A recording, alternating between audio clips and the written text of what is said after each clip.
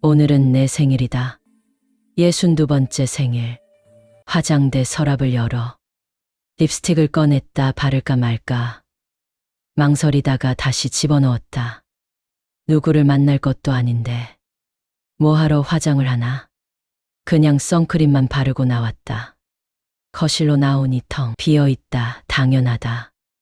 나 혼자 사니까 휴대폰을 집어들었다. 오전 9시 30분. 아직 아무도 전화하지 않았다. 딸은 회사에 출근했을 시간이고 아들도 바쁘겠지. 며느리는 원래 전화 잘 안 한다. 괜찮다. 저녁쯤 되면 전화 오겠지. 주방으로 가서 커피를 내렸다. 혼자 마시는 커피는 맛이 없다. 그래도 마셨다. 습관이니까. 창밖을 내다보니 햇살이 따뜻하게 내리쬐고 있다. 좋은 날씨다. 휴대폰이 울렸다. 오전 10시였다. 딸이다. 재빨리 전화를 받았다. 엄마, 생신 축하해요. 딸의 목소리가 들렸다. 반가웠다. 그래, 고마워. 잘 지내지? 네, 엄마. 그런데 오늘 회사 일이 좀 많아서요. 미안한데 며칠 있다가 치세다찌예요. 응, 괜찮아. 너 바쁜 거 알아. 천천히 보자. 감사해요. 엄마, 건강하시고요. 며칠 뒤에 전화할게요. 그래. 그래, 일 열심히 해. 전화가 끊겼다. 나는 웃으며 전화를 끊었지만 가슴 한쪽이 텅 빈 것 같았다. 며칠 있다가 보자고. 오늘은 안 되고. 바쁘니까 이해한다. 다들 바쁘게 산다. 나도 그 나이 때는 바빴으니까. 거실 소파에 앉아서 멍하니 텔레비전을 켰다. 아침 드라마가 나오고 있었다. 시어머니와 며느리가 싸우는 장면이었다.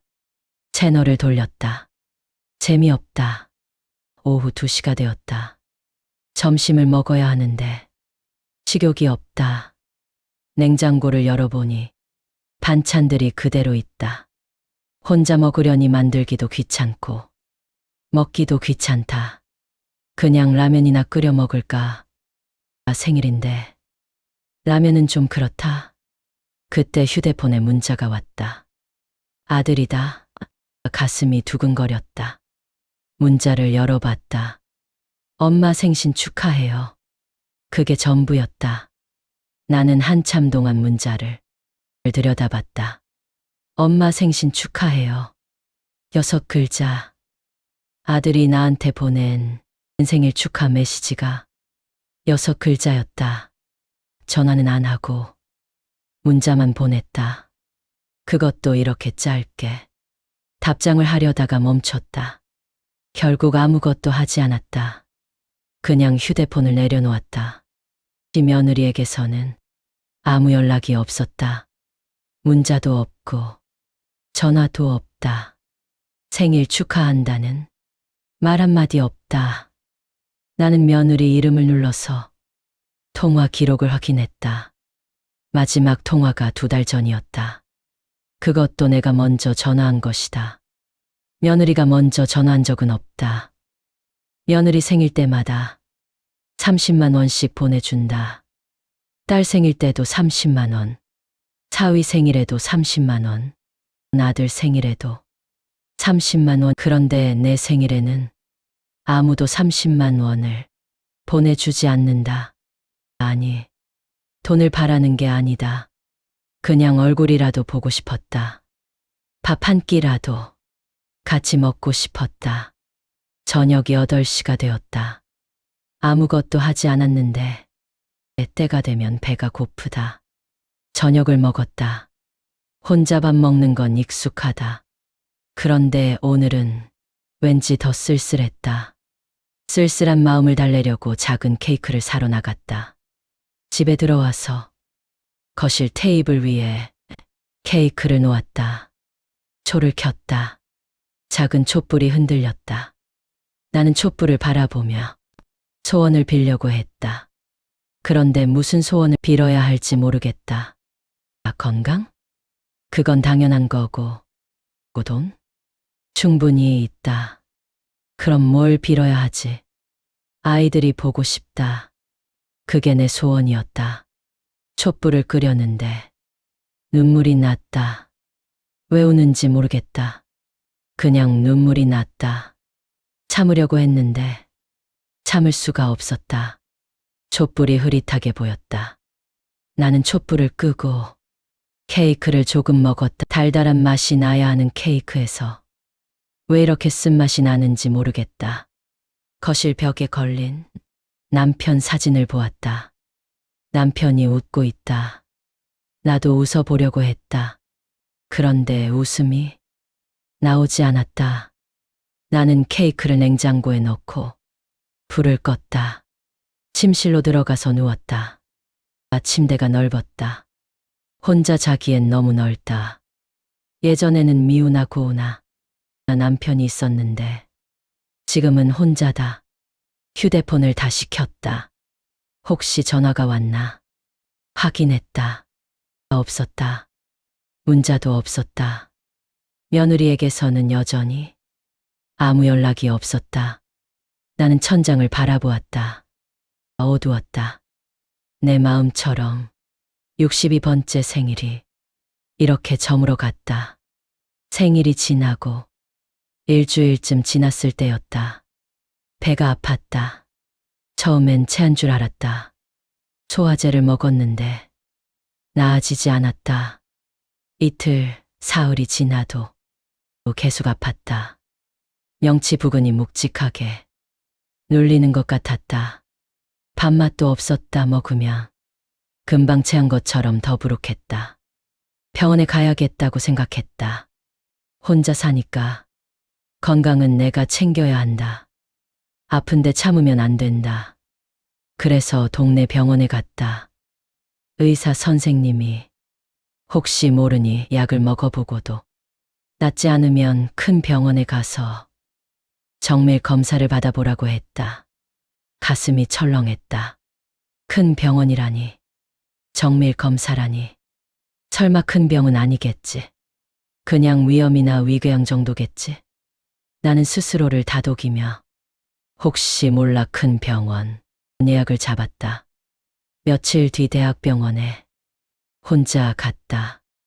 누구한테 말하지 않았다. 아이들한테 걱정 끼치고 싶지 않았다. 그냥 검사만 받고 오면 되니까 초음파 검사를 받았다. 의사 선생님이 모니터를 보면서 표정이 굳어졌다. 간호사를 불렀다. 뭔가 속삭였다. 내 가슴이 쿵쾅거렸다. 손에 땀이 났다. 혹시 뭐 문제가 있나요? 내가 떨리는 목소리로 물었다. 의사 선생님이 나를 보았다. 추가 검사가 필요할 것 같습니다. CT 촬영하시고 조직 검사도 해야 할 것 같아요. 왜요? 심각한 병인가요?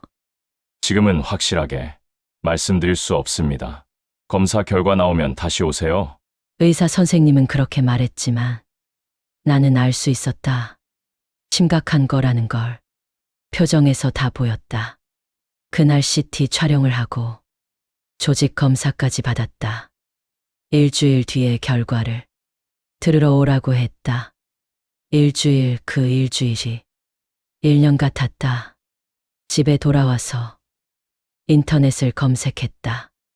복통, 소화불량. 검색어를 치니까 무서운 단어들이 쏟아져 나왔다. 위암, 위암 생존율, 위암 말기. 나는 황급히 창을 닫았다. 보고 싶지 않았다. 밤에 잠이 오지 않았다. 천장을 바라보며 생각했다. 만약에 정말 큰 병이면 어떡하지? 혼자 사는데 수술해야 하면 누가 병원에 와주지? 아이들한테 짐이 되고 싶지 않은데 일주일이 지났다. 병원에 다시 갔다. 진료실 앞에 앉아서 기다리는데 손이 계속 떨렸다. 이름이 불렸다. 들어갔다. 의사 선생님이 모니터를 보여주었다. 아무리 설명을 들려주고 사진을 보여줘도 잘 들리지도 보이지도 않았다. 위암입니다. 그 말을 듣는 순간 머리가 하얘졌다. 귀에서 윙 소리가 났다. 위암. 나한테 암이 생겼다. 초기입니다. 다행히 초기예요. 수술하면 완치 가능합니다. 의사 선생님이 계속 말했지만 하나도 들리지 않았다. 초기라는 말도, 완치 가능하다는 말도, 그냥 암이라는 단어만 머릿속에서 맴돌았다. 환자분? 의사 선생님이 나를 불렀다. 나는 정신을 차렸다. 네, 수술 일정 잡으셔야 합니다. 빠를수록 좋아요. 네. 나는 고개를 끄덕였다. 그렇게 진료실 나왔다. 복도를 걷는데 다리에 힘이 없었다. 벽을 짚고 걸었다. 의자에 앉았다. 나한테 암이 생겼다. 초기라고 했다. 완치 가능하다고 했다. 그런데 무섭다. 나 수술한다고 해서 다 낫는 건 아니잖아. 혹시 수술 중에 무슨 일이 생기면 어떡하지? 혹시 암이 번져 있으면 어떡하지? 갑자기 아이들 얼굴이 보고 싶었다. 아들 얼굴, 딸 얼굴, 손주들 얼굴. 만약에 내가 죽으면 더 이상 못 보는 거잖아. 그 생각을 하니까 눈물이 났다. 나는 휴대폰을 꺼냈다. 아들에게 전화를 걸었다. 신호음이 울렸다. 한 번, 두 번. 받지 않았다. 끊고 다시 걸었다. 또 받지 않았다. 세 번째, 네 번째, 다섯 번째. 계속 받지 않았다. 가슴이 답답했다. 나 아들아, 엄마가 지금 큰일 났는데 왜 전화를 안 받니? 그래, 바쁘겠지. 회사에서 일하고 있겠지. 며느리한테 전화해 볼까? 며느리라도 받겠지. 나는 며느리 번호를 눌렀다. 신호음이 울렸다. 두 번 만에 받았다. 여보세요, 어머니.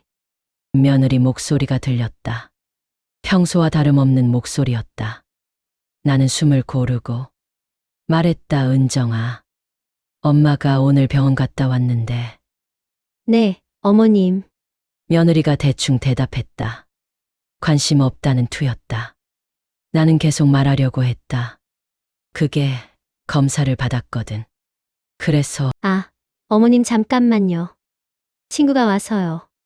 잠깐만요. 며느리가 말을 끊었다. 그리고 뭔가 소리가 들렸다. 사람들 웃는 소리, 찻잔 부딪히는 소리. 카페에 있나 보다. 나는 며느리가 다시 전화를 받기를 기다렸다. 그런데 전화가 끊기지 않았다. 통화 중이었다. 며느리가 전화를 끊은 줄 알고 친구들과 이야기하고 있는 것 같았다. 끊어야 하나? 그런데 궁금했다. 며느리가 뭐라고 하는지. 며느리 목소리가 들렸다. 야, 또 시어머니 전화야. 진짜 오늘만 벌써 세 번째 전화 오는 거야. 집착 쩐다. 나는 숨이 멎었다. 세 번째? 나는 며느리한테 오늘 처음 전화했는데, 아들한테 5번 건 걸 말한 건가? 며느리가 그걸 아나 보다. 친구 목소리가 들렸다. 무슨 일인데? 며느리가 대답했다. 응, 병원 갔다 왔대. 그거 내가 알아야 돼? 짜증나 죽겠어. 혼자 사시니까. 외로운 건 알겠는데. 그게 우리 책임은 아니잖아. 나는 휴대폰을 귀에서 떼고 싶었다. 그런데 손이 움직이지 않았다. 그냥 듣고 있었다. 친구가 말했다. 그래도 시어머니인데. 며느리가 코웃음 쳤다. 시어머니가 뭐 대단해? 명절 때만 보면 되지. 맨날 밥 먹자. 만나자. 전화하고. 이거 진짜 스트레스야. 맨날 전화 오면 오빠가 스트레스 받아서 일도 제대로 못해. 다른 친구 목소리가 들렸다. 근데 돈은 많으시잖아. 전에 땅 팔아서 집 사주셨다며? 며느리가 웃었다. 그래서 뭐? 돈 많으면 우리 인생 간섭해도 돼? 솔직히 재산은 나중에 어차피 우리가 받을 건데. 지금 왜 이렇게 집착하는지 모르겠어. 그냥 조용히 혼자 사시면 되잖아. 친구들이 웃었다. 그래도 생일 때마다 돈 주시잖아. 며느리가 대답했다. 그거 꼴랑 30만 원? 그걸로 우리 인생 사는 거 아니거든. 차라리 안 주시고 연락 안 하시면 좋겠어. 진짜. 나는 더 이상 들을 수가 없었다. 손이 떨려서 휴대폰을 떨어뜨렸다. 바닥에 떨어진 휴대폰에서 며느리 목소리가 계속 들렸다. 나는 휴대폰을 집어들고 통화 종료 버튼을 눌렀다. 손이 떨렸다. 온몸이 떨렸다. 숨을 쉴 수가 없었다. 가슴이 조여왔다. 집착, 짜증, 스트레스, 재산은 나중에 받을 거. 조용히 혼자 살라고. 며느리가 한 말들이 머릿속에서 맴돌았다. 믿을 수가 없었다. 내가 방금 뭘 들은 거지? 꿈인가? 아니면 환청인가? 아니다, 현실이다. 며느리가 정말로 친구들 앞에서 나를 그렇게 말했다. 나를 집착쟁이라고 했다. 짜증난다고 했다. 재산만 노린다고 했다. 나는 의자에 그대로 주저앉았다. 일어날 힘이 없었다. 병원 복도에 사람들이 오가고 있었다. 누군가 나를 쳐다봤다. 괜찮냐고 물었다. 나는 고개를 끄덕였다. 괜찮지 않은데. 괜찮다고 했다. 위암 진단보다 더 충격적이었다. 암이 생겼다는 말보다 며느리가 한 말이 더 아팠다. 가슴이 찢어지는 것 같았다. 나는 얼마나 거기 앉아 있었을까? 1시간쯤 지났을까? 정신을 차리고 일어섰다. 집에 가야 한다. 택시를 타고 집에 돌아왔다. 현관문을 열고 들어섰다. 텅 빈 집이 더 텅 빈 것 같았다. 거실 소파에 털썩 주저앉았다. 며느리 말이 계속 귓가에 맴돌았다. 집착, 스트레스, 재산. 조용히 혼자 살라고. 나는 벽에 걸린 아들 결혼식 사진을 보았다. 그날 나는 얼마나 행복했는지. 친정 땅을 팔아서 집을 사주고 결혼 비용을 대줬다. 기쁜 마음으로 줬다. 아들이 행복하면 나도 행복하니까. 그런데 며느리는 그걸 집착이라고 했다. 재산은 나중에 받을 거라고 했다. 나는 눈물이 났다. 참으려고 했는데 참을 수가 없었다. 소리 내어 울었다. 혼자 사니까 소리 내어 울어도 괜찮았다. 아무도 들을 사람이 없으니까. 한참을 울고 나니까 머리가 아팠다. 주방으로 가서 물을 마셨다. 거울에 비친 내 얼굴이 보였다. 눈이 퉁퉁 부어 있었다. 늙어 보였다. 나 초라해 보였다. 나는 거실로 돌아와서 휴대폰을 들었다. 아들에게 전화를 걸까 생각했다. 며느리가 한 말을 전해줄까? 아니면 그냥 있을까? 결국 전화하지 않았다. 무슨 소용인가? 아들은 며느리 편일 거다. 내 말을 믿지 않을 거다. 오히려 내가 며느리 뒷담화를 했다고 화낼 거다. 나는 휴대폰을 내려놓고 소파에 누웠다. 천장을 바라보았다. 텅 비어 있었다. 저녁을 먹지 않았다. 먹을 수가 없었다. 그냥 물만 마시고 침대에 누웠다. 잠이 오지 않았다. 눈을 감아도 며느리 목소리가 들렸다. 집착전다. 짜증나 죽겠어. 재산은 나중에 받을 거. 나는 이불을 뒤집어 쓰고 귀를 막았다. 그래도 들렸다. 며칠이 지났다. 며느리 말이 머릿속에서 지워지지 않았다. 밥을 먹어도 생각났고 텔레비전을 봐도 생각났고 잠을 자려고 해도 생각났다. 수술 날짜는 한 달 뒤로 잡혔다. 의사 선생님이 서두르는 게 좋다고 했지만 병원 스케줄상 그게 가장 빠른 날짜였다. 한 달을 기다려야 한다. 한 달 동안 암세포가 더 자라면 어떡하지? 그런 생각이 들었지만 어쩔 수 없었다. 나는 수술 준비를 시작했다. 입원 준비물을 챙기고 필요한 서류들을 준비했다. 혼자 다 해야 했다. 아무한테도 말하지 않았으니까. 어느 날 오후였다. 휴대폰에 문자가 왔다. 은행에서 온 문자였다. 카드 결제 알림이었다.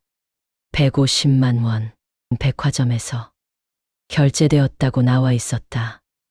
나는 눈을 의심했다. 150만 원? 내가 백화점에 간 적이 없는데 카드를 잃어버린 건가? 황급히 지갑을 확인했다. 카드가 다 있었다. 그럼 뭐지, 사기당한 건가? 은행 앱을 열어서 카드 사용 내역을 확인했다. 그런데 이상했다. 결제된 카드가 내 카드가 아니었다. 가족 카드였다. 내가 몇 년 전에 아들한테 준 비상용 카드였다. 아들한테 준 카드를 며느리가 쓴 거였다. 비상용이라고 했다. 정말 급한 일이 있을 때만 쓰라고 했다. 그런데 백화점에서 150만 원을 썼다. 비상 상황이었나? 무슨 일이 생긴 건가? 나는 아들에게 전화를 걸었다. 이번에는 받았다. 네, 엄마. 아들 목소리가 들렸다. 평소와 다름없는 목소리였다. 나는 숨을 고르고 말했다. 민호야, 카드 사용 내역 봤는데 150만 원이 결제됐더라. 아, 그거요? 아들이 태연하게 대답했다. 응, 무슨 일 있었어? 급한 일이었어? 아니요. 은정이가 필요한 게 있어서 샀어요. 필요한 게 있어서 150만 원짜리를 비상용 카드로. 나는 참았던 말이 터져 나왔다. 민호야, 그 카드는 비상용이라고 했잖니.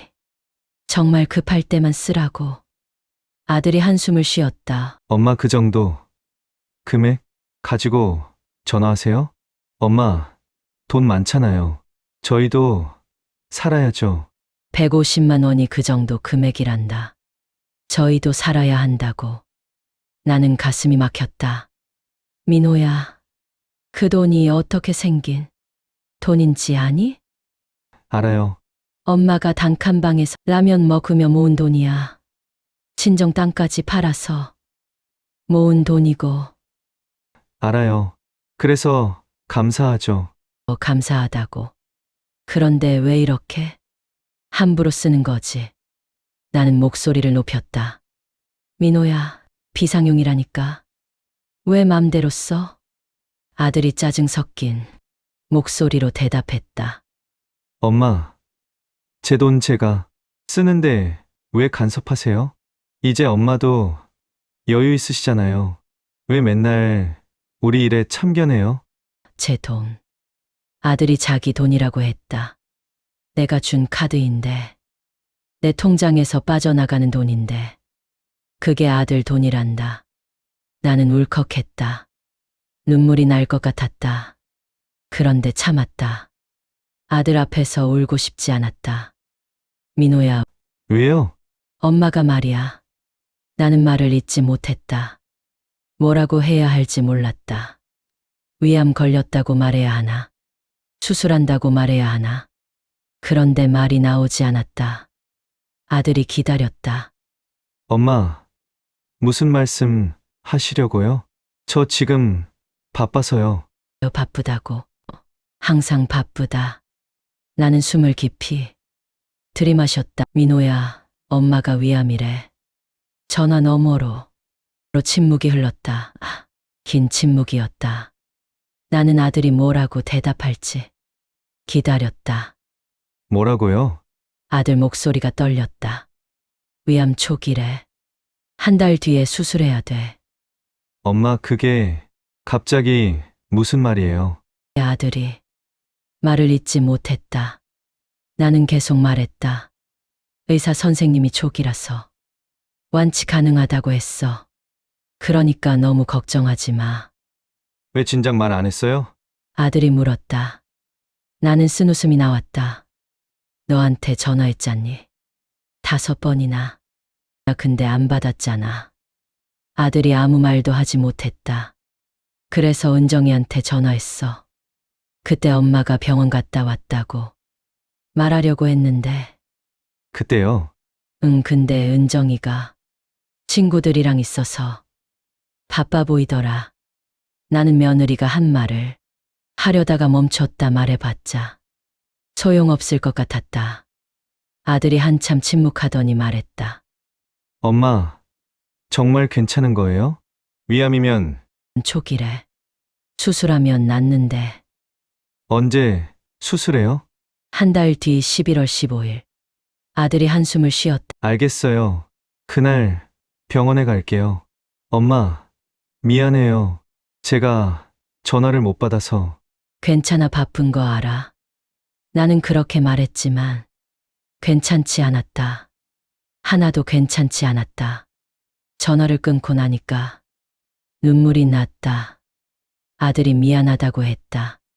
그런데 그 미안하다는 말이 진심인지 모르겠다.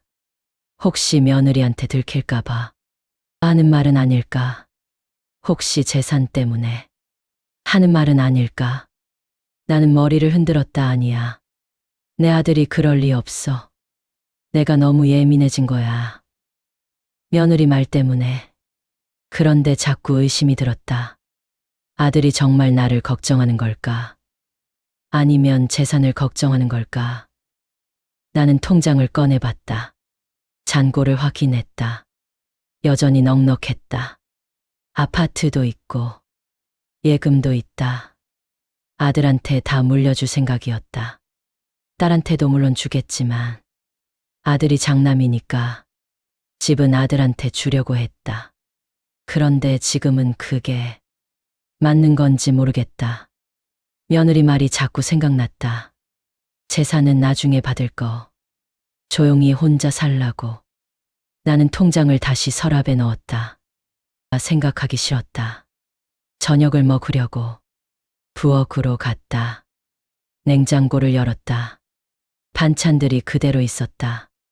며칠 전에 만든 것들이다. 혼자 먹으려니 맛이 없다. 식욕도 없다. 그냥 라면을 끓였다. 단칸방에서 살 때 자주 먹었던 라면이다. 아이들이 어렸을 때 라면이 주식이었다. 돈이 없어서 고기도 못 사주고 라면만 먹였다. 그때 아이들이 엄마 라면 맛있다고 했던 게 기억난다. 이제는 내가 혼자 라면을 먹는다. 예전에는 셋이서 먹었는데 지금은 혼자다. 라면을 후루룩 먹으면서 눈물이 났다. 왜 눈물이 나는지 모르겠다. 그냥 눈물이 났다. 아들한테 위암이라고 말했다. 그런데 속이 시원하지 않았다. 오히려 더 답답했다. 아들이 정말 걱정해 주는 걸까? 아니면 형식적으로 걱정하는 척하는 걸까? 며느리는 뭐라고 할까? 혹시 시어머니가 암 걸렸다고 좋아하는 건 아닐까? 빨리 죽으면 재산 받을 수 있으니까. 나는 고개를 흔들었다. 그렇게까지 생각하면 안 돼. 그래도 사람인데 그렇게까지 악한 사람은 아닐 거야. 하지만 자꾸 의심이 들었다. 며느리 목소리가 들렸다. 재산은 나중에 받을 거. 조용히 혼자 살라고. 그릇을 설거지했다. 손이 떨렸다. 그릇이 미끄러져서 싱크대에 떨어졌다. 깨지지는 않았다. 다행이다. 나는 거실로 돌아와서 소파에 앉았다. 텔레비전을 켰다. 무슨 프로그램인지 모르겠다. 그냥 소리만 들렸다. 휴대폰을 봤다. 아들한테서 문자가 와 있었다. 엄마, 걱정하지 마세요. 잘 될 거예요. 짧은 문자였다. 나는 그 문자를 한참 들여다봤다.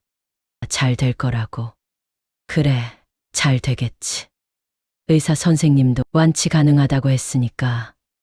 그런데 마음 한구석이 허전했다. 아들이 옆에 있어 주면 좋을 텐데. 손이라도 잡아주면 좋을 텐데.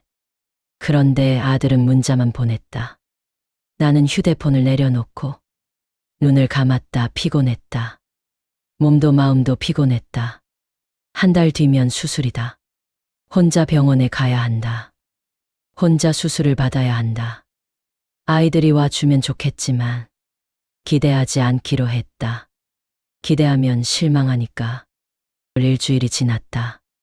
아들한테서 연락이 왔다. 집에 한번 오라고 했다. 식사하자고. 나는 놀랐다. 아들이 먼저 집에 오라고 한 게 언제적인지 모르겠다. 아마 위암 때문일 거다. 미안한 마음에 그러는 거겠지. 가야 하나 말아야 하나? 고민했다. 며느리 얼굴을 보고 싶지 않았다. 그 목소리가 귓가에 맴돌았다. 아들이 부른 건데 안 갈 수도 없었다. 아들이 처음으로 먼저 연락했는데 혹시 정말로 나를 걱정해서 부른 건지도 모른다. 그런 기대를 가지고 가기로 했다. 토요일 저녁이었다. 나는 과일을 사들고 아들 집으로 갔다. 아파트 단지에 들어서니까 가슴이 두근거렸다. 며느리를 만나면 뭐라고 말해야 하지? 아무렇지 않은 척 해야 하나? 아니면 알고 있다고 말해야 하나? 엘리베이터를 타고 올라갔다. 12층에서 내렸다. 아들 집 앞에 섰다. 초인종을 눌렀다. 문이 열렸다. 며느리였다. 어서 오세요. 어머님, 며느리가 웃으며 말했다. 평소와 똑같은 목소리였다. 평소와 똑같은 표정이었다. 마치 아무 일도 없었던 것처럼. 나는 억지로 웃으며 대답했다. 응, 그래. 집 안으로 들어갔다. 거실에 아들이 앉아 있었다. 일어나서 나를 맞았다. 엄마, 오셨어요? 그래. 아들이 내 손에서 과일 봉지를 받아 주방으로 가져갔다. 나는 소파에 앉았다. 며느리가 물을 가져다 주었다. 어머님, 물 드세요. 고마워. 나는 물을 받아 마셨다. 목이 말랐다. 아니, 긴장해서 그런가. 손에 땀이 났다. 며느리가 부엌에서 뭔가 준비하고 있었다. 아들은 거실 테이블을 닦고 있었다. 나는 가만히 앉아서 두 사람을 바라봤다. 겉으로 보기엔 평범한 부부였다. 화목한 가정 같았다. 그런데 나는 알고 있다. 며느리가 나를 어떻게 생각하는지, 뒤에서 뭐라고 말하는지. 식사 준비가 끝났다. 테이블에 음식이 차려졌다. 그렇게 푸짐하지는 않았다. 찌개, 나물, 생선구이. 이 간단한 식사였다. 어머님, 드세요. 며느리가 말했다. 나는 고개를 끄덕이고 숟가락을 들었다. 밥을 한술 떴다. 넘어가지 않았다. 억지로 삼켰다. 어머님, 입맛 없으세요? 며느리가 물었다. 관심 있는 척하는 목소리였다. 나는 고개를 저었다. 아니야. 맛있어. 거짓말이었다. 맛이 하나도 없었다. 그냥 먹는 신용만 했다. 식사 중에 아무도 말이 없었다. 조용했다. 젓가락 부딪히는 소리, 찌개 끓는 소리만 들렸다. 이상한 침묵이었다. 며느리는 아무 말도 하지 않았다. 그냥 밥만 먹고 있었다. 위암이라는 말을 들었을 텐데 아무 반응이 없었다. 나는 숟가락을 내려놓았다. 더 이상 먹을 수가 없었다. 아들이 나를 보았다. 엄마, 왜 안 드세요? 배불러서. 조금밖에 안 드셨는데. 괜찮아. 나는 물을 마셨다. 목이 말랐다. 며느리가 나를 힐끗 보았다. 그리고 고개를 돌렸다. 식사가 끝났다. 며느리가 그릇을 치웠다. 아들은 커피를 내렸다. 나는 거실 소파에 앉아 있었다. 나는 커피를 마시며 아들을 보았다. 말을 해야 할 것 같았다. 지금이 아니면 기회가 없을 것 같았다. 민호야, 네, 엄마. 엄마가 말이야. 앞으로 너희 자주 보고 싶어. 아들이 눈을 깜빡였다. 며느리가 설거지하던 손을 멈췄다. 엄마가 이번에 아파서 생각을 많이 했어. 앞으로 얼마나 살지 모르잖니. 그러니까 자주 보고 싶어. 1년에 2번이 아니라 한 달에 1번이라도. 아들이 대답하기 전에 며느리가 부엌에서 나왔다. 손을 닦으며 나를 보았다. 표정이 굳어 있었다. 어머님, 며느리가 말했다. 나는 며느리를 보았다. 솔직히 말씀드릴게요. 며느리가 소파에 앉았다. 아들 옆에 나와 마주 보는 자리였다. 저희도 저희 삶이 있어요. 며느리 목소리가 차가웠다. 어머님은 이제 경제적으로도 여유 있으시잖아요. 혼자 잘 사실 수 있으세요. 매번 이렇게 오시면 저희도 부담스러워요. 나는 며느리를 가만히 보았다. 며느리는 눈을 피하지 않았다. 정면으로 나를 보았다. 은정아, 나는 조용히 말했다. 너 친구들한테 나 욕한 거 다 들었어. 며느리 얼굴이 하얗게 변했다. 입이 벌어졌다. 아들이 며느리를 보았다. 엄마, 그게 무슨 말씀이세요? 아들이 물었다. 나는 아들을 보았다.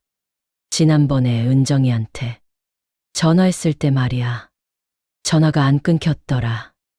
며느리가 숨을 급하게 들이마셨다. 은정이가 친구들이랑 카페에 있었나 봐. 그래서 내가 다 들었어. 은정이가 친구들한테 뭐라고 했는지. 내 며느리가 변명하려 했다. 나는 손을 들어 말을 막았다. 집착 전다고 했지. 시어머니 전화 와서 짜증난다고 했지. 혼자 사니까 외로운 건 알겠는데 우리 책임은 아니라고 했지. 며느리가 입술을 깨물었다. 얼굴이 빨개졌다. 그리고 재산은 나중에 어차피 받을 건데 지금 왜 집착하는지 모르겠다고 했지. 조용히 혼자 살라고 했지. 나는 한마디 또박또박 말했다. 며느리가 한 말을 그대로 되돌려 줬다. 아들이 며느리를 보았다. 은정아, 정말 그런 말 했어? 며느리가 대답하지 않았다. 고개를 숙였다. 대답해봐. 정말 그랬어? 아들이 다그쳤다. 며느리가 작은 목소리로 대답했다. 그랬어요. 아들이 한숨을 쉬었다. 나는 며느리를 보았다. 은정아, 나는 너희한테 집착한 적 없어. 1년에 2번 보는 게 집착이니? 생일 때마다 30만 원씩 보내주는 게 집착이니? 며느리가 고개를 들었다. 눈이 붉어져 있었다. 나는 그냥 내 아들이 보고 싶었을 뿐이야. 손주들 얼굴이 보고 싶었을 뿐이야. 그게 집착이니? 며느리가 입을 열었다. 어머님, 저도 힘들어요. 시어머니 모시고 사는 것도 아니고 1년에 명절만 보는데도 스트레스예요, 솔직히. 저는 시어머니랑 결혼한 게 아니에요. 며느리 목소리가 떨렸다 하지만 단호했다. 저는 민호 오빠랑 결혼했어요. 어머님이랑은 아무 관계도 없어요. 그냥 남이에요. 며느리가 나를 남이라고 했다. 나는 웃음이 나왔다. 쓴 웃음이었다. 그래, 남이지. 근데 남이면 왜 내 돈으로 명품 가방을 사니? 남이면 왜 내 카드를 쓰니? 며느리가 할 말이 없는지 입을 다물었다. 은정아, 너 30만 원 받을 때는 좋아하더니 만날 때는 싫다고 하니? 돈은 받고 얼굴은 안 보고 싶다는 거니? 며느리가 눈물을 흘렸다. 억울하다는 표정이었다. 어머님, 그게 아니라 야, 그럼 뭐니? 나는 며느리를 똑바로 보았다. 며느리는 대답하지 못했다. 아들이 끼어들었다. 엄마, 은정이가 잘못 말한 거예요. 미안해요. 민호야, 너는 뭐니? 나는 아들을 보았다. 너도 같은 생각이니? 엄마가 집착한다고 생각하니? 아들이 고개를 저었다. 아니에요. 그럼 왜 전화를 안 받았니? 왜 문자만 보냈니? 아들이 대답하지 못했다. 아, 민호야. 엄마가 너 대학 보내려고 식당에서 밤늦게까지 설거지했어. 손에 동상 걸려서. 약 바르면서도 일했어. 그게 집착이었니? 아니에요. 엄마, 아, 그럼 뭐니? 아들이 입을 열었다. 엄마, 또 저도 힘들었어요. 나는 아들을 보았다. 아들이 힘들었다고 했다. 무엇이 힘들었다는 거지? 뭐가 힘들었는데? 엄마가 너무 자주 전화하셔서요 일하는데 전화 오면 집중이 안 돼요. 나는 멍했다. 나 자주 전화한다고. 나는 1년에 몇 번이나 전화했던가. 한 달에 한 번도 안 했다. 그게 자주라고, 민호야. 엄마가 한 달에 몇 번 전화했는데? 그래도 또 대답해봐, 몇 번? 아들이 작은 목소리로 대답했다. 잘 모르겠어요. 한 달에 한 번도 안 했어. 그게 자주니? 아들이 고개를 숙였다. 나는 일어섰다. 더 이상 여기 있을 이유가 없었다. 나 간다. 엄마, 아들이 나를 붙잡으려 했다. 나는 손을 뿌리쳤다. 됐어, 알았어. 너희가 원하는 게 뭔지. 현관으로 갔다 신발을 신었다. 아들이 따라왔다. 엄마, 이러지 마세요. 민호야, 엄마는 이제 너희한테 전화 안 할게. 집착 안 할게. 그러니까 너희도 엄마한테 연락하지 마. 엄마, 나는 문을 열고 나갔다. 아들이 뒤에서 불렀지만 돌아보지 않았다. 엘리베이터를 탔다. 문이 닫혔다. 엘리베이터 안에서 눈물이 났다. 참으려고 했는데 참을 수가 없었다. 거울에 비친 내 얼굴이 보였다. 늙어 보였다. 초라해 보였다. 1층에 도착했다. 밖으로 나갔다. 차가운 바람이 불었다. 나는 걸었다, 집으로. 가는 길이었다. 혼자 걸었다. 며느리 말이 귓가에 맴돌았다. 남이에요. 시어머니랑 결혼한 게 아니에요. 아들 말도 맴돌았다. 너무 자주 전화하셔서요. 나는 걸으면서 울었다. 사람들이 쳐다봤다. 신경 쓰지 않았다. 그냥 울었다. 집에 도착했다. 문을 열고 들어갔다. 이제 어떻게 해야 하지? 수술은 어떻게 하지? 혼자 가야 하나? 아무도 옆에 없이 수술을 받아야 하나? 나는 손으로 얼굴을 감쌌다. 눈물이 계속 흘렀다. 멈출 수가 없었다. 수술. 전날이 다가왔다. 한 달이 어떻게 지나갔는지 모르겠다. 그냥 하루하루가 지나갔다. 아들한테서 연락은 없었다. 며느리는 당연히 없었고, 딸만 가끔 전화했다. 입원 준비를 했다. 가방에 옷을 챙기고, 세면도구를 챙겼다. 혼자 다 했다. 누구한테 도움을 청할 수도 없었다. 아이들한테 짐이 되고 싶지 않았다. 수술 전날 아침이었다. 병원에 가야 했다. 수술 전에 입원해서 검사를 받아야 한다고 했다. 택시를 불렀다. 집 앞에서 택시를 탔다. 가방을 들고 혼자 탔다. 택시 기사가 물었다. 어디 가세요? 대학병원이요. 네. 내 택시가 출발했다. 창밖을 보았다. 사람들이 바쁘게 걸어가고 있었다. 출근하는 사람들, 학교 가는 학생들, 모두 제 갈 길을 가고 있었다. 나만 병원에 간다. 혼자 병원에 도착했다. 입원 수속을 밟았다. 병실로 안내받았다. 4인실이었다. 침대가 4개 있었다. 나는 창가 침대를 배정받았다. 짐을 풀었다. 옷을 정리하고 세면 도구를 화장실에 놓았다. 다 하고 나니까 할 일이 없었다. 그냥 침대에 앉아 있었다. 옆 침대에 환자가 있었다. 나이가 비슷해 보이는 여자분이었다. 가족들이 와 있었다. 딸인 것 같았다. 아들도 있었다. 손주들도 있었다. 시끌벅적했다. 나는 그 모습을 보았다. 부러웠다. 저렇게 가족들이 와 있으면 얼마나 든든할까. 나는 혼자였다. 간호사가 와서 검사를 했다. 혈압을 재고 체온을 쟀다. 피도 뽑았다. 의사 선생님이 와서 내일 수술에 대해 설명했다. 나는 고개를 끄덕이며 들었다. 하나도 기억나지 않았다. 점심이 나왔다. 맛이 없었다. 그래도 먹었다. 먹어야 힘이 나니까. 오후가 되었다.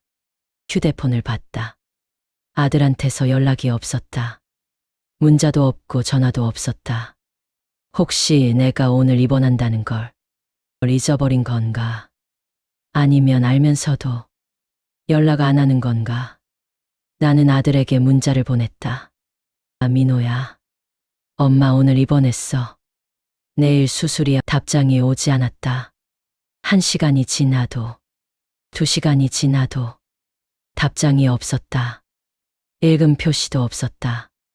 아들이 문자를 읽지 않은 거였다. 아니면 읽고도 답장을 안 한 건가? 저녁 때가 되도록 아들한테서 여전히 연락이 없었다. 며느리는 당연히 없었다. 딸한테 전화할까 생각했다. 그런데 딸은 출장 가 있다고 했다. 내일 수술 끝나고 온다고 했다. 오늘은 못 온다고. 나는 침대에 누워서 천장을 보았다. 형광등이 하얗게 빛나고 있었다. 눈이 부셨다. 내일이면 수술이다. 의사 선생님은 잘 될 거라고 했다. 초기라서 완치 가능하다고 했다. 그런데 무섭다. 만약에 수술 중에 무슨 일 생기면 어떡하지? 만약에 깨어나지 못하면 어떡하지? 혼자 있으니까 이런 생각만 든다. 누군가 옆에 있어 주면 좋을 텐데. 손이라도 잡아주면 좋을 텐데. 휴대폰을 또 봤다. 여전히 연락이 없었다. 나는 며느리 이름을 검색했다. SNS 계정이 나왔다. 예전에 한 번 본 적이 있다. 며느리가 자주 올린다는 걸 알고 있었다. 며느리 SNS를 열었다. 최근 게시물이 보였다. 사진이었다. 호텔 뷔페였다. 커다란 테이블에 음식이 가득했다. 케이크도 있었다. 사람들이 웃고 있었다. 며느리, 처가 식구들, 그리고 아들이 거기 있었다. 웃고 있었다. 장모님 옆에 앉아서 웃고 있었다. 사진 아래 글이 있었다. 엄마 생일 축하해요. 우리 엄마 오래오래 건강하세요. 오늘이 처가 어머니 생일이었구나. 그래서 아들이 연락을 안 한 거구나. 나한테 문자를 보낼 시간도 없이 바빴구나. 장모님 생일 파티하느라 내일 내가 수술하는데 오늘 입원했는데 아들은 처가에서 생일 파티를 하고 있었다. 손이 떨렸다. 가슴이 무너지는 것 같았다. 숨을 쉴 수가 없었다. 나는 아들에게 전화를 걸었다. 신호음이 울렸다. 1번, 2번, 3번. 받지 않았다. 끊고 다시 걸었다.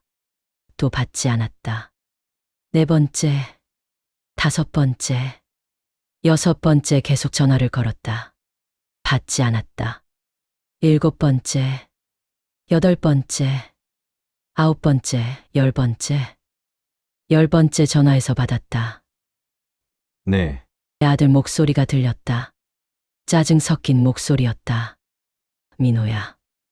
나는 떨리는 목소리로 말했다. 엄마, 지금 장모님 생신이에요. 나중에 전화할게요. 민호야. 엄마 내일 수술인데. 알아요.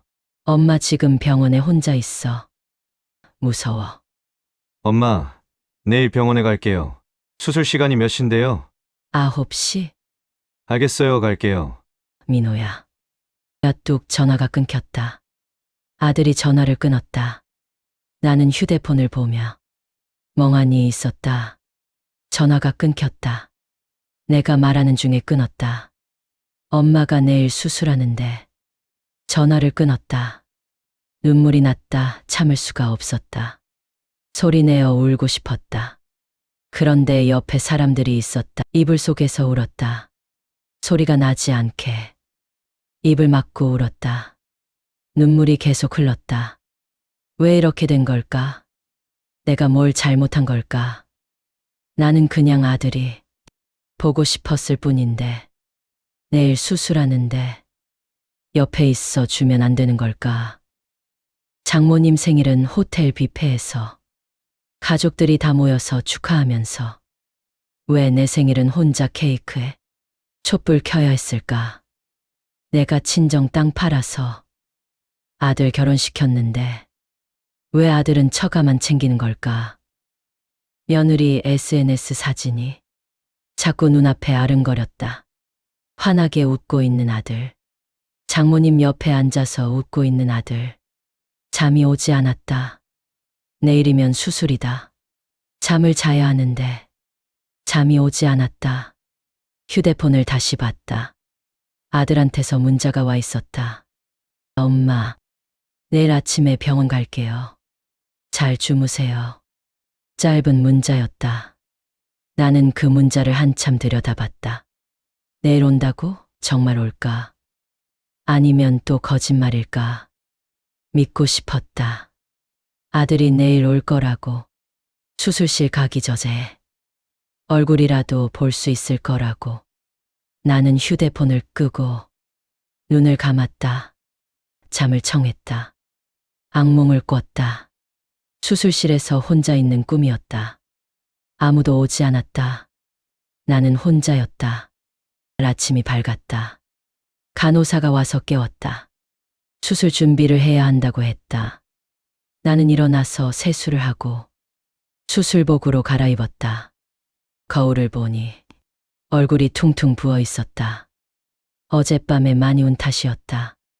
8시가 되었다. 아들이 온다고 했다. 수술 시간은 9시다. 아직 1시간 남았다. 올까? 정말 올까? 침대에 앉아서 기다렸다.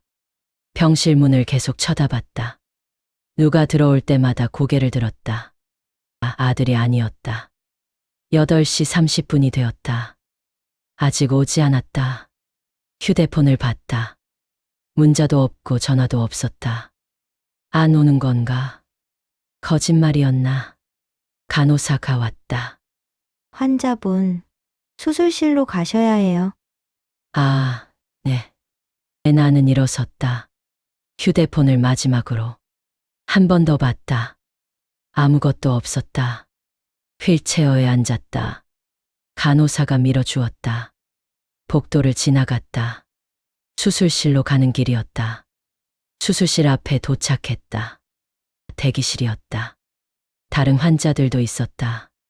가족들이 함께 와 있었다. 손을 잡아주고 있었다. 괜찮다고 말해주고 있었다. 나는 혼자였다. 아들은 오지 않았다. 수술실 문이 열렸다. 내 차례였다. 수술대로 옮겨졌다. 차가운 침대였다. 형광등이 눈부셨다. 편하게 계세요. 금방 끝날 거예요. 정신을 차렸을 때는 회복실이었다. 어디가 아프지는 않았다. 마취가 아직 덜 풀린 것 같았다. 간호사가 다가왔다. 깨어나셨어요? 수술 잘 끝났어요. 보호자분 계세요? 없어요. 간호사가 잠시 나를 보았다. 안쓰러운 표정이었다. 그리고 다른 환자에게로 갔다. 나는 천장을 보았다. 수술이 끝났다. 살아있다. 그런데 왜 이렇게 허전한지 모르겠다. 병실로 돌아왔다. 침대에 누웠다. 온몸이 아팠다. 문이 열렸다. 딸이었다. 엄마, 딸이 달려왔다. 내 손을 잡았다. 따뜻했다. 엄마, 괜찮으세요? 응, 나는 눈물이 났다. 딸이 왔다. 누군가 와 있어 주니까 눈물이 났다. 엄마, 울지 마세요. 수술 잘 끝났잖아요. 그래, 고마워 와줘서. 딸이 내 손을 계속 잡고 있었다. 사위도 왔다. 과일을 가져왔다. 장모님, 고생하셨어요. 고마워. 딸이 하루 종일 병원에 있어 주었다. 물도 먹여주고 말도 걸어주었다. 얼마나 고마운지 몰랐다. 저녁 때 딸이 물었다. 오빠는 안 왔어요? 나는 고개를 저었다. 수술 전에 온다고 했는데. 오빠한테 전화해볼까요? 아니, 괜찮아. 바쁜가 보지. 딸이 화난 표정을 지었다. 무슨 일이 있어도 엄마 수술인데 와야죠. 오빠, 너무한 거 아니에요? 괜찮아, 내가 와줘서. 엄마는 충분해. 딸이 내 손을 꽉 잡았다. 사흘이 지났다. 통증이 조금 나아졌다. 걸을 수는 있었다. 화장실도 혼자 갈 수 있었다. 딸은 일 때문에 오늘은 못 온다고 했다. 괜찮다고 했다. 이해한다고 했다. 오후였다. 병실 문이 열렸다. 아들과 며느리였다. 나는 그들을 보았다. 아들은 어색한 표정이었다. 며느리는 무표정이었다. 엄마, 어떠세요? 아들이 물었다. 나는 대답하지 않았다. 그냥 보기만 했다. 수술 잘 되셨다면서요? 며느리가 과일 바구니를 침대 옆 테이블에 놓았다. 값싼 과일이었다. 마트에서 파는 제일 싼 것 같았다. 어머님, 괜찮으세요? 며느리가 형식적으로 물었다. 관심 없다는 투였다. 응. 다행이네요. 저희 급한 일 있어서요. 이만 가볼게요. 며느리가 말했다. 오자마자 가겠다고 했다. 5분도 안 됐다. 은정아, 좀 더 이따 가지. 아들이 말했다. 며느리가 아들을 쏘아봤다. 오빠, 약속 있다니까. 며느리가 핸드백을 들었다. 나가려고 했다. 가. 내가 말했다. 며느리가 나를 보았다. 가라고. 바쁜데. 뭐하러 있어? 며느리가 잠깐 머뭇거리다가 나갔다. 병실 문이 닫혔다. 아들만 남았다. 아들이 의자에 앉았다. 엄마, 화났어요? 아니, 수술 전에 못 가서 미안해요. 그날 장모님 생신이라. 알아? SNS 봤어요? 나는 고개를 끄덕였다. 그래, 봤어. 아들이 입을 다물었다. 민호야, 가봐. 너도 바쁘잖니? 엄마, 괜찮아, 가. 아들이 일어섰다. 미안하다는 말도 없이 나갔다. 혼자 남았다. 나는 천장을 보았다. 눈물이 날 것 같았다. 일주일이 지나서 퇴원했다. 딸이 와서 집까지 데려다 주었다. 집에 들어오니까 편했다. 그래도 집이 제일 좋다. 엄마, 전화 자주 할게요.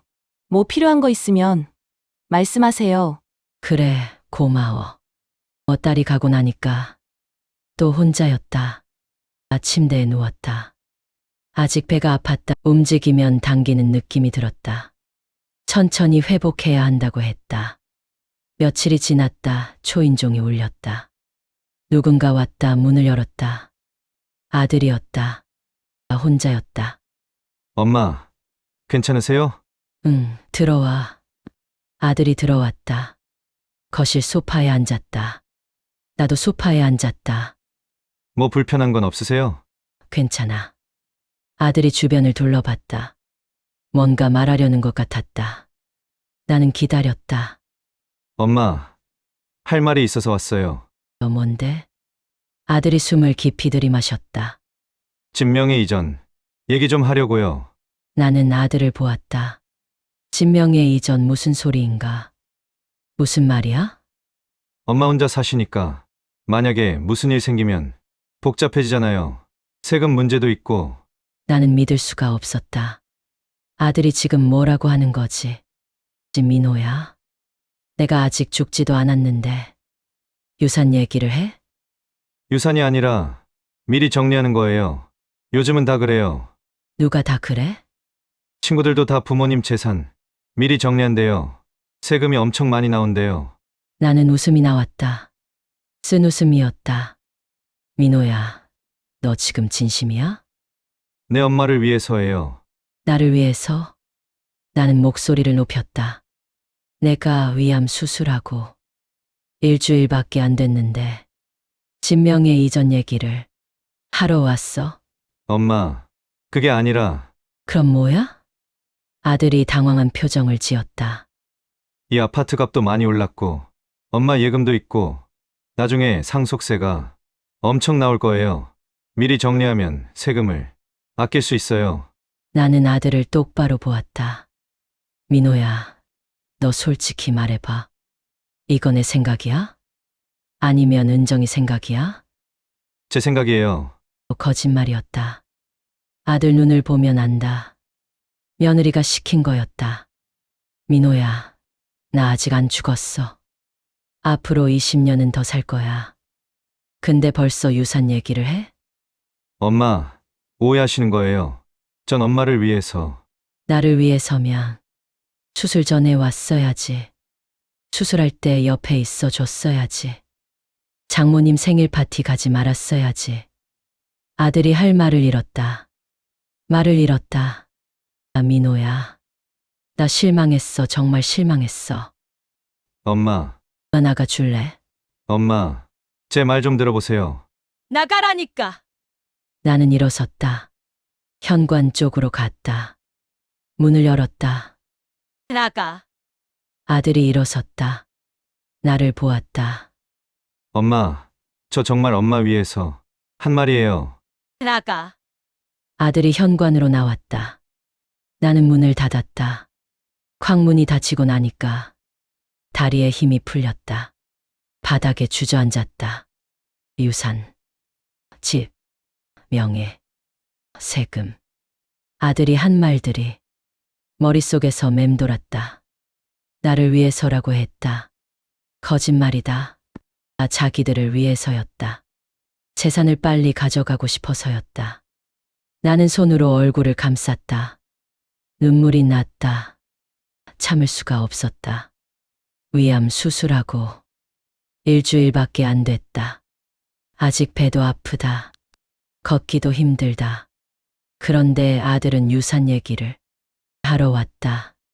수술 전에는 오지도 않았으면서 병문안도 사흘 후에 5분만 있다 가면서 이제 와서 진명해 이전 얘기를 한다. 나는 바닥에 앉아서 한참을 울었다. 이게 내가 키운 아들이다. 새벽 4시에 일어나 청소일하며 키운 아들이다. 대학 등록금 마련하려고 두 곳에서 일했던 아들이다. 이게 내가 받는 데가다. 서랍을 열었다. 통장을 꺼냈다. 아파트 등기부등본도 꺼냈다. 다 내 이름으로 되어 있었다. 내 재산이었다. 아들한테 물려줄 생각이었다. 장남이니까. 그런데 지금은 그게 맞는지 모르겠다. 며느리 말이 생각났다. 재산은 나중에 받을 거. 그게 진심이었구나. 재산만 노리고 있었구나. 나는 통장을 서랍에 다시 넣었다. 결심했다. 아들한테는 안 준다. 한 푼도 안 준다. 이틀이 지났다. 나는 결심했다. 이대로 있을 수 없다. 아들과 며느리에게 똑똑히 말해줘야 한다. 내가 얼마나 실망했는지, 내가 얼마나 상처받았는지. 아들에게 문자를 보냈다. 토요일 오후 2시에 집으로 와. 은정이랑 같이 할 말이 있어. 한참 뒤에 답장이 왔다. 무슨 일이냐고 묻길래 와보면 안다고 했다. 더 이상 문자를 주고받지 않았다. 토요일이 되었다. 오후 2시 초인종이 울렸다. 문을 열었다. 아들과 며느리였다. 둘 다 불편한 표정이었다. 들어와. 나는 차갑게 말했다. 두 사람이 들어왔다. 거실 소파에 앉았다. 나는 그들 앞에 섰다. 왜 부르셨어요? 아들이 물었다. 나는 대답하지 않았다. 테이블 위에 있는 휴대폰을 집어들었다. 들어봐. 나는 휴대폰에서 녹음 파일을 재생했다. 스피커로 며느리 목소리가 흘러나왔다. 야, 또 시어머니 전화야. 진짜 오늘만 벌써 세 번째. 집착전다. 며느리 얼굴이 하얗게 변했다. 입이 벌어졌다. 혼자 사시니까 외로운 건 알겠는데 그게 우리 책임은 아니잖아. 시어머니가 뭐 대단해? 명절 때만 보면 되지. 맨날 밥 먹자. 만나자. 전화하고. 이거 진짜 스트레스야. 며느리가 일어섰다. 손이 떨리고 있었다. 돈은 많으시잖아? 솔직히 재산은 나중에. 어차피 우리가 받을 건데. 지금 왜 이렇게 집착하는지 모르겠어. 그냥 조용히 혼자 사시면 되잖아. 녹음이 끝났다. 거실에 침묵이 흘렀다. 며느리가 숨을 급하게 들이마셨다. 얼굴이 빨개졌다. 다 들었어. 며느리가 입술을 깨물었다. 어머님, 그게 도청이에요. 불법이라고요. 며느리가 소리쳤다. 나는 웃음이 나왔다. 도청이라고 불법이라고. 불법? 저희도 힘들다고요. 며느리가 일어서서 소리쳤다. 맨날 전화하고, 밥 먹자 하고, 만나자 하고. 이게 무슨 집착이에요? 저희도 저희 삶이 있어요. 나는 며느리를 보았다. 차갑게. 집착? 1년에 2번. 보는 게 집착이야? 생일 때마다 30만 원씩. 보내주는 게 집착이야? 며느리가 대꾸했다. 그거 저희가 달라고 했어요? 알아서 주시면서. 왜 은혜 입히세요? 나는 가슴이 막혔다. 은혜 입힌다고. 30만 원 보내준게. 은혜 입힌다고. 민호야, 나는 아들을 보았다. 너도 그렇게 생각하니? 아들이 대답하지 못했다. 고개를 숙였다. 민호야, 대답해봐. 엄마가 너희한테 집착했니? 은혜 입혔니? 아니에요.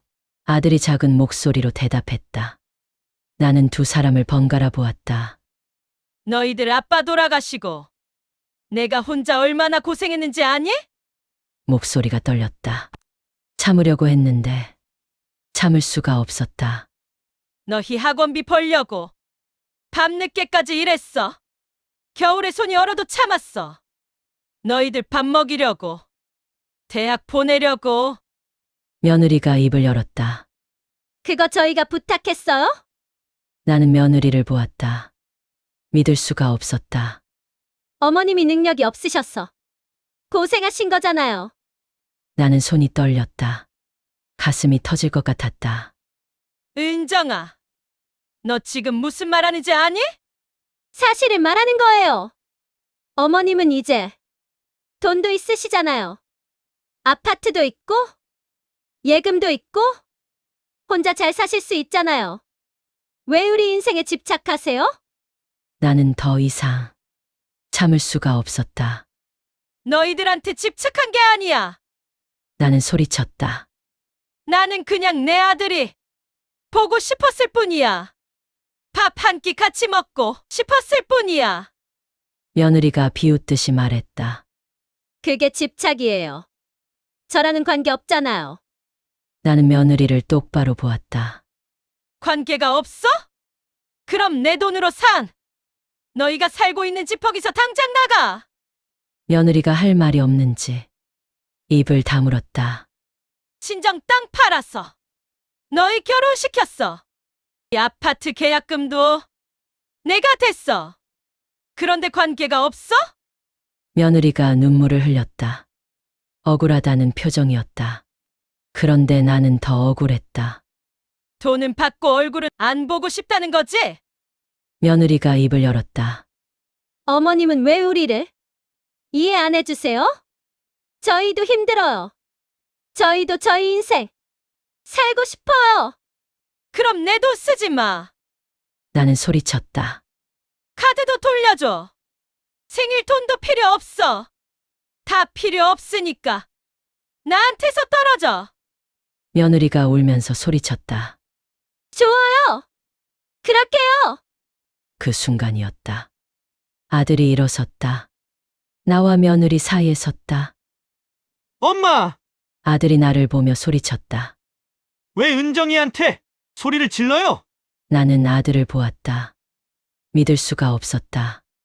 민호야, 엄마가 잘못하고 있잖아요. 아들이 소리쳤다. 우리 사생활 침해하지 마세요. 혼자 사신다고 우리한테 집착하지 마세요. 나는 멍하니 아들을 보았다. 아들이 방금 뭐라고 했지? 집착하지 말라고. 사생활 침해라고 아들이 단호하게 말했다. 엄마는 왜 이해 안 해줘요? 왜 우리만 희생해야 돼요? 나는 아들을 보았다. 내가 키운 아들이었다. 손에 동상 걸리면서도 이래서 키운 아들이었다. 아버지 없이도 대학까지 보낸 아들이었다.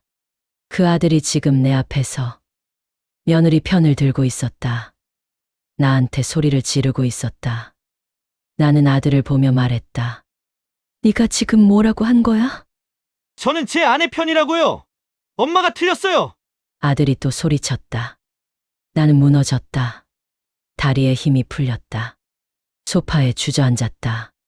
손이 떨렸다. 온몸이 떨렸다. 나가. 나는 작은 목소리로 말했다. 뭐라고요? 아들이 물었다. 나가라고. 나는 소리쳤다. 다시는 이 집 문턱에 발도 들이지 마. 아들이 당황한 표정을 지었다. 엄마, 진정하세요. 나가. 당장 나가. 나는 일어나서 현관 쪽으로 갔다. 문을 활짝 열었다. 나가라니까. 며느리가 핸드백을 집어들고 현관으로 갔다. 아들이 나를 보았다. 민호야, 나가 제발. 내 목소리가 떨렸다. 눈물이 날 것 같았다. 아들이 며느리를 따라 밖으로 나갔다. 나는 문을 쾅 닫았다. 문이 닫히고 나니까 무너졌다. 바닥에 주저앉았다. 울음이 터져 나왔다. 소리 내어 울었다. 참을 수가 없었다. 가슴이 찢어지는 것 같았다. 아들이 나한테 소리쳤다. 며느리 편을 들었다. 나를 틀렸다고 했다. 집착한다고 했다. 내가 키운 아들이, 내가 새벽 4시에 일어나 청소하며 키운 아들이, 내가 빚까지 내서 대학 보낸 아들이, 나는 바닥에 엎드려서 울었다. 얼마나 울었는지 모르겠다. 정신을 차리고 보니 어두워져 있었다. 저녁이 된 것 같았다. 거실로 갔다. 서랍을 열었다. 통장을 꺼냈다. 아파트 등기부등본을 꺼냈다. 결심했다. 아들한테는 한 푼도 안 준다. 이 집도 안 준다. 다 딸한테 준다. 나는 휴대폰을 들었다. 딸에게 전화했다. 엄마, 왜요? 딸 목소리가 들렸다. 예지야, 내일 시간 있니? 네. 왜요? 엄마랑 같이 법무사 사무실 좀 가줄래? 법무사요? 무슨 일이세요? 유산 정리하려고. 엄마, 갑자기 왜? 내일 얘기해 줄게. 올 수 있지? 네, 갈게요. 고마워. 전화를 끊었다. 나는 통장을 보았다. 아파트 등기부등본을 보았다. 다 딸한테 준다. 아들한테는 안 준다. 나는 서랍을 닫았다. 어두웠다. 밤이었다. 내 마음도 어두웠다. 다음 날 오전이었다. 딸이 왔다. 우리는 함께 법무사 사무실로 갔다.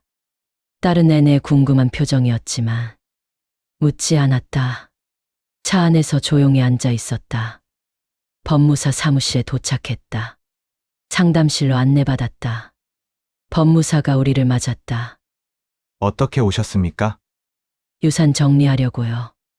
나는 가방에서 서류들을 꺼냈다. 통장, 아파트 등기부등본, 인감증명서. 이 아파트하고 예금을 전부 딸 명의로 바꾸고 싶어요. 법무사가 서류를 검토했다. 생전 증여 말씀이시군요. 증여세가 발생합니다. 얼마나요? 금액에 따라 다른데요. 대략 계산해 보면 법무사가 계산기를 두드렸다. 금액을 말했다. 적지 않은 돈이었다. 하지만 상관없었다. 괜찮아요. 진행해 주세요.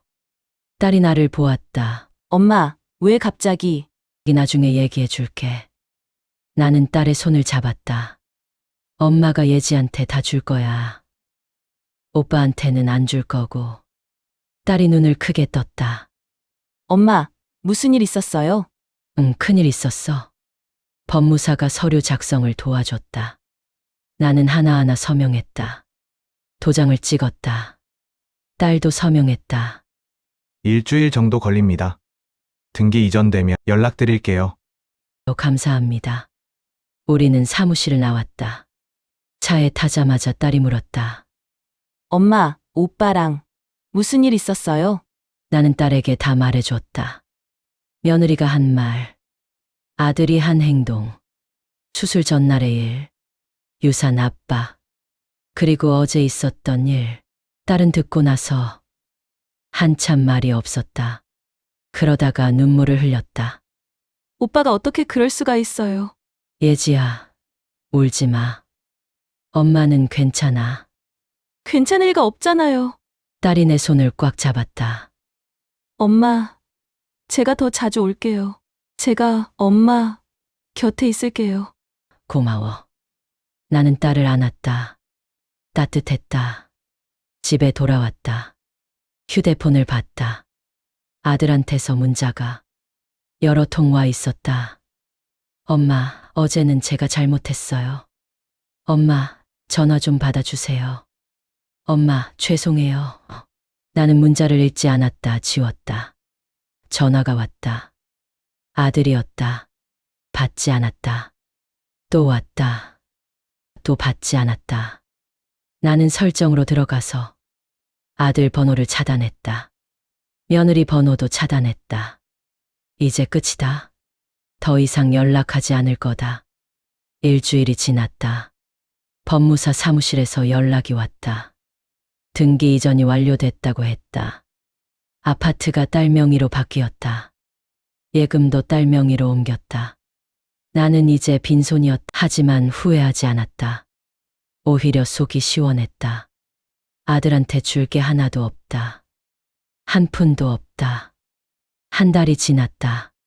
추석이 다가왔다. 예전 같으면 아들 며느리를 불렀을 거다. 차례상을 차리고 음식을 만들고 기다렸을 거다. 하지만 이번에는 하지 않았다. 딸만 불렀다. 딸 부부가 왔다. 우리 셋이서 조용히 차례를 지냈다. 오빠는요? 딸이 물었다. 나 안 불렀어. 엄마, 괜찮아. 이게 더 편해. 정말 편했다. 며느리 눈치 볼 필요도 없고 아들 얼굴 보며 속상할 필요도 없었다. 석 달이 지났다. 병원에 정기 검진을 받으러 갔다. CT 촬영을 하고 혈액 검사를 했다. 결과를 기다렸다. 의사 선생님이 웃으며 말했다. 완치 판정입니다. 더 이상 암세포가 보이지 않아요. 나는 그 말을 듣고 눈물이 났다. 살았다. 정말 살아남았다. 감사합니다. 앞으로도 정기 검진은 받으셔야 해요. 하지만 잘 이겨내셨어요. 병원을 나오면서 하늘을 보았다. 파랗게 개어 있었다. 구름이 하얗게 떠 있었다. 아름다웠다. 살아있다는 게 얼마나 감사한지 몰랐다. 넉 달째 나는 새로운 일을 시작했다. 친구들과 등산 모임을 만들었다. 일주일에 한 번씩 산에 갔다. 처음에는 힘들었다. 수술한 지 얼마 안 됐으니까 하지만 점점 나아졌다. 산에서 보는 풍경이 좋았다. 맑은 공기가 좋았다. 친구들과 도란도란 이야기하는 것도 좋았다. 순자야? 요즘 표정이 밝아져서 너무 보기 좋다. 친구가 말했다. 아, 그래? 응, 예전엔 뭔가? 걱정이 많아 보였는데 요즘은 편해 보여. 나는 웃었다. 마음을 비웠더니 편해졌어. 6달째 요리 교실을 다니기 시작했다. 혼자 먹는 밥이지만 맛있게 해 먹고 싶었다. 새로운 레시피를 배웠다. 파스타도 만들고 케이크도 만들었다. 선생님이 칭찬했다. 기분이 좋았다. 오랜만에 칭찬을 들었다. 집에 돌아와서 더 배운 요리를 만들었다. 혼자 먹었다. 맛있었다. 내가 만든 음식이 이렇게 맛있을 줄 몰랐다. 9달째 제주도 여행을 갔다. 친구들과 함께 3박 4일로 바다를 보고 맛있는 음식을 먹고 도라르방 앞에서 사진도 찍었다. 해변을 걸으면서 생각했다. 나 이렇게 행복해도 되나? 아들 생각은 하지 말아야 하는데 가끔 생각이 났다. 민호는 잘 지내고 있을까? 며느리는 여전히 나를 싫어할까? 그런데 그 생각이 오래 가지 않았다. 파도 소리가 생각을 지워줬다. 1년이 지났다. 어느 토요일 오후였다. 마트에 장을 보러 갔다. 카트를 밀고 채소 코너를 지나가고 있었다. 그때 누군가와 눈이 마주쳤다. 며느리였다. 며느리도 카트를 밀고 있었다. 우리는 서로를 보았다. 2, 3미터 정도 떨어진 거리였다. 며느리가 얼어붙었다. 나를 보고 어떻게 해야 할지 모르는 표정이었다. 나는 며느리를 보았다. 그냥 보기만 했다. 아무 감정도 없었다. 화도 나지 않고 슬프지도 않았다. 그냥 남이었다. 며느리가 입을 열려고 했다. 아마 인사를 하려는 것 같았다. 나는 고개를 돌렸다. 며느리를 지나쳐서 걸었다. 뒤돌아보지 않았다. 카트를 밀고 계속 걸었다. 심장이 조금 빨리 뛰었다. 그런데 괜찮았다. 아무렇지 않았다. 계산을 하고 마트를 나왔다. 집으로 걸어가면서 생각했다. 이제 정말 끝이구나. 아들도 며느리도 내 인생에서 지워졌구나. 그런데 이상하게 속이 후련했다. 짐을 내려놓은 것 같았다.